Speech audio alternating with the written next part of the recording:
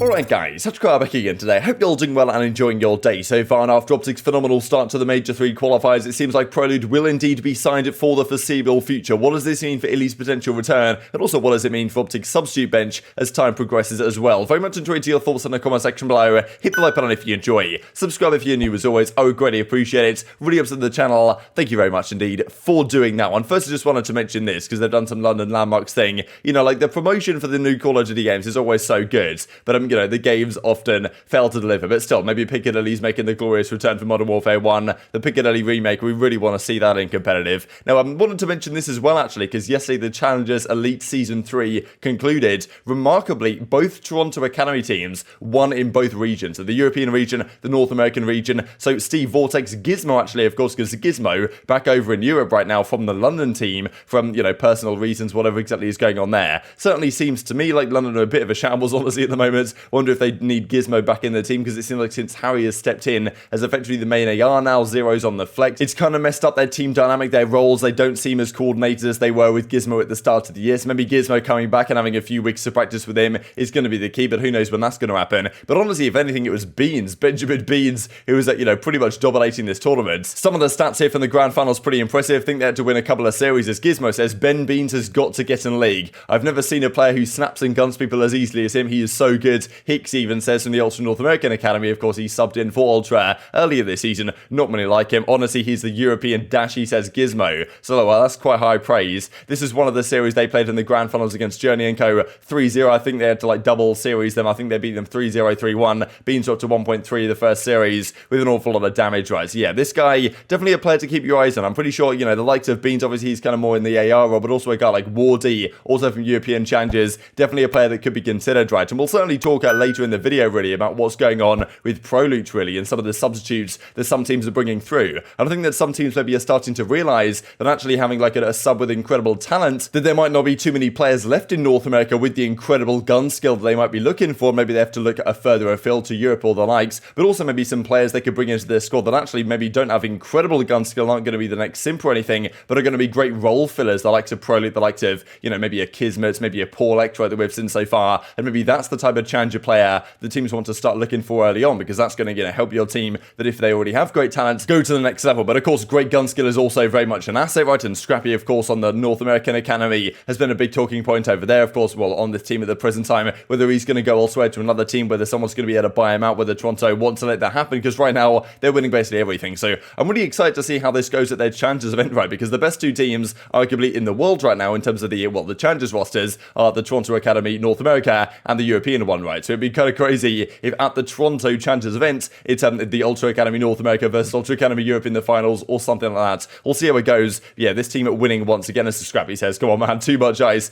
50k Season 3 Elite Champs, right? So yeah, he's not doing too bad lately. Certainly turning a lot of heads at the present time. This also, just to mention, I thought was rather interesting. Don't know if you guys want to read into this at all. I don't really know how much to read into this, if anything at all. But as well, Simp says he drops the sad face. This could mean absolutely anything, obviously. But Attach tweeted this out at a rather similar time before deleting it. So I don't know if anything's actually going on here with any of these rosters, or it could be literally anything. But some have been saying, look, what is it going to take for FaZe to blow it up, right? That, you know, if they blow it up, I'd be absolutely mind blown, because if you look at their record this season, if you exclude like the Pro-Am and if you exclude the Kickoff Classic, they're 17-2, I believe, in their league games up against any team that isn't OpTic, right? So if you exclude the OpTic series, they've lost 5 series to OpTic this season. One of them was at the Pro-Am, right? It's like at 4 in actual regular matches. So I think they're 17-6 FaZe. They're 17-2 without those 4 losses to OpTic in the kind of regular CDL rotation, which of course 17-2, that's kind of what FaZe were doing last year. So they're dominant against every team but OpTic. And that's the thing, OpTic obviously came into this year and we're like, okay, how do we beat a super team in FaZe? We just build our own super team. And it seems to be working rather well for OpTic so far, especially in this specific matchup. It definitely feels like OpTic are more vulnerable to other teams. The likes of, you know, they can lose to a Thieves or to a, you know, to a Florida or a Seattle Surge more often than FaZe might. But in that particular matchup, then, you know, OpTic always have the edge at the present time. So I don't know what it would ever take really for FaZe to actually split up this team of 4, just because like it seems, you know, too perfect on paper. Last year was dominant, but often we do see that teams, like after having a winning success rate,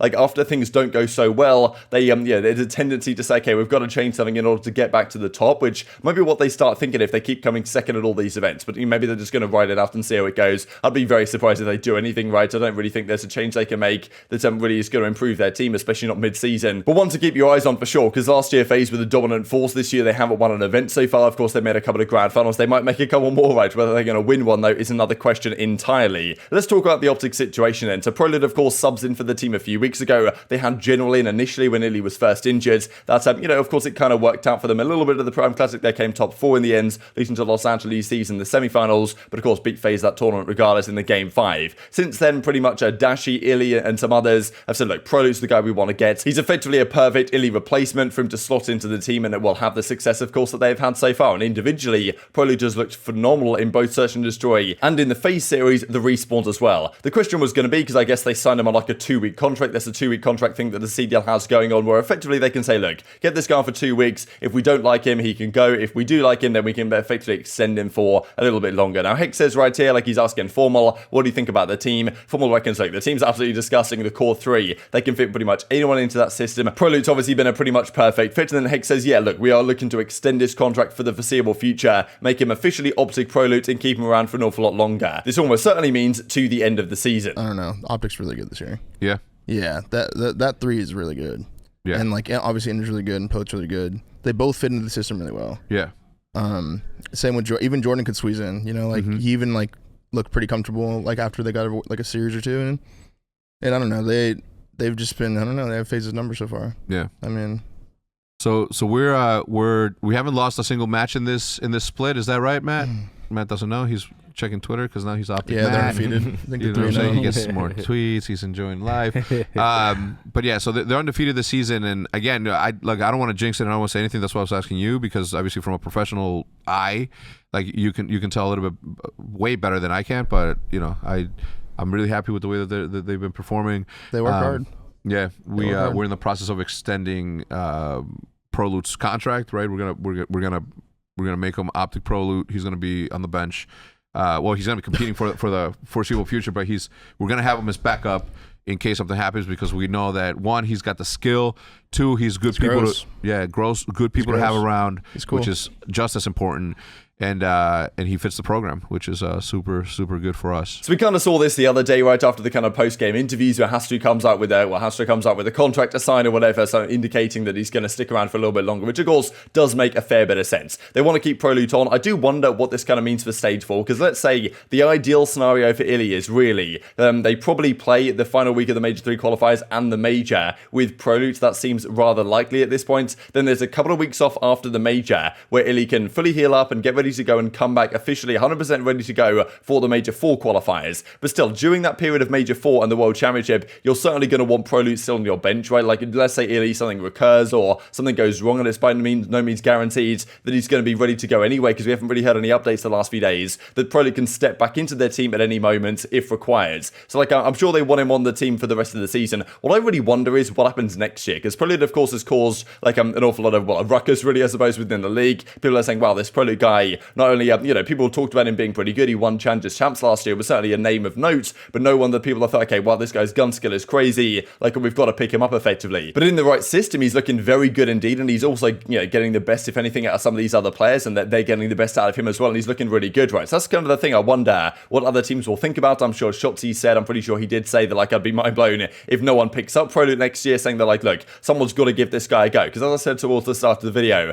everyone looks at the scrappies or some players that have, like, incredible raw gun skill, but maybe some teams are starting to realize that, wow, a guy like a Paul X, a guy like Prolute, that could be a great piece to kind of round out a roster that already has a lot of great professional talent on the team. So I'm sure probably people are going to look at this guy and think it's a possibility. I wonder if anyone came to Hex or came to OpTic during before Major 4, let's say, and said, okay, we want Prolute, let's say in LA Guerrillas or, I don't know, Boston or LA Thieves, whatever team might want to make a change. They might say, look, Prolute, can we get him off you? And Hex might say, look, we want to keep this guy to the rest of the year because we don't know what's going to happen. But after the end of the season, Prolute probably, because he wants to be a world champion, and if he doesn't have a spot on OpTic, because imagine Lily comes back, if all that goes well, then I'm sure he's going to want to go to another team and try and compete in that sense, even though sitting on the OpTic bench could be an option for him, and he's probably a better fit in that sense than General was, because probably can replace more roles, or just be a better fitting substitute than General can be, because really it takes the main AR to be gone for General to come in, and Prolute could potentially come in and sub in for a couple of different roles, because he's been an SMG, he can be this flex, I think this a little bit more versatile substitute option. But probably how it goes, I would imagine, is that Prolute stays on the team for the rest of this year. Then next season he gets an offer, goes on to some other pro team, and then maybe General comes, back as the full-time substitute for the team, because they probably don't want 2 substitutes unless they have to, because you're only required to have 1 by the rules. But who knows how messy things could get before then, right? Because as I, brought up right here, Los Angeles Thieves, of course, people have been talking about them. Do they have to make a change? Not sure Prolute is necessarily the guy you want to bring into this team, but who knows? Like, Thieves have, the money, they have the resources. If their Major 3 goes horribly, they might just say, look, they might reach around after Major 3 and say, look, we're looking to potentially make some sort of thing happen, and let's say OpTic are very confident that he's coming back. Maybe they say, okay, look, Prolute, like, we'll let you go if we're sure he's going to come back. But I think it's a risky one, right? You really do want to keep Prolute for the rest of the season. I'm sure that is their plan, as Hex kind of implied right there. But yeah, Thieves, Los Angeles, Guerrillas, for example, as well. Them are looking in shambles lately as well. These are certainly a couple of teams that might consider kind of Prolute services next season when the roster period goes down after champs, you would imagine, because I think Prolute's going to be on OpTic to the end of the year. That seems almost certain at this point, and it's probably a very good idea indeed. Speaking of OpTic, just wanted to mention this, I thought here from Scum, Trek Supremacy once again, the best COD public match only tier list ever made. I think he's doing this not exactly by, I don't think they're ranked in order of the tiers, so well, basically Black Ops 3 isn't necessarily worse than Black Ops 2 or Modern Warfare or whatever. It's just kind of in the S tier. If they're in the S tier, they're in the S tier effectively. Vanguard, of course, in the S tier, so Scump doesn't get fined, but I think in general this list is rather good. Modern Warfare, 2 people said, okay, it's kind of low, but he said in the replies, like, look, the one-man army YouTubes or whatever kind of ruined that game. Advanced Warfare as well, I thought it was a fun game, and it did have some stupid stuff in pubs, there's no doubt. So I thought this is a reasonable list from Scump, all things considered. This also because in the coming days, we are finally going to get the subliners versus OpTic Tectors. We haven't seen it so far this year. Think about that, right? We've seen OpTic versus FaZe, which we barely had last year at all. We've had that 5 times this year, and it's been all until this weekend where we finally get to see Dashy or, Batman versus Fatman effectively. Like, I thought this is good once again for Picasso right here. I'll bring it up on the big screen. I've been really enjoying these lately, but, the Fatman Chronicles continue. But yeah, finally it's time for, I guess, Dashy right here versus Fatman in the background to actually play each other, right? So, it's a good time, but it's about time we have this matchup, to be honest, and of course a massive one, especially for the subliners, because they're currently 2-2. They have to win at least a couple of maps in this series if they want to guarantee themselves passage to the winners brackets at the major, but of course they want the 10 points as well, because that's, well, more important for the subliners right now than it is on the OpTic side. This also just thought I'd mention from Breaking Point 1 Gotta Go AR's edition. We talked about this the other day right for the SMG side. Thought this was actually kind of harder. Cellium and Dashy, they have to stay. It's one of the other 3, and I think honestly right now I'd probably keep Attach in my team. He's been lights out on the Minnesota Rokkr, so then if I have to get rid of one, it's either Methods or Temp, but I actually think this is really hard. People were debating this a lot in the comment section, just because I think that, Temp has been phenomenal this year, no doubt, but he is on the Paris Legion, which I always do, take a little bit of credit away from, so, I don't know, it's actually really tough, because Methods was phenomenal during Stage 2, but since then he's kind of fallen off the boil a little bit. I think I would keep Zinni and get rid of Temp, but it's actually very close, and if the trends continue as they have done through this stage, then I might change my mind within a few weeks. But very much intrigued to your thoughts on all this stuff in the comment section below. Hope you guys enjoyed the video. If you did enjoy it, hitting the like button, told your YouTube gods, this is a good video, I just like you should see it as well, and I've grown the competitive quality community. Thank you for watching as always, take care of yourselves, and I'll see you next time.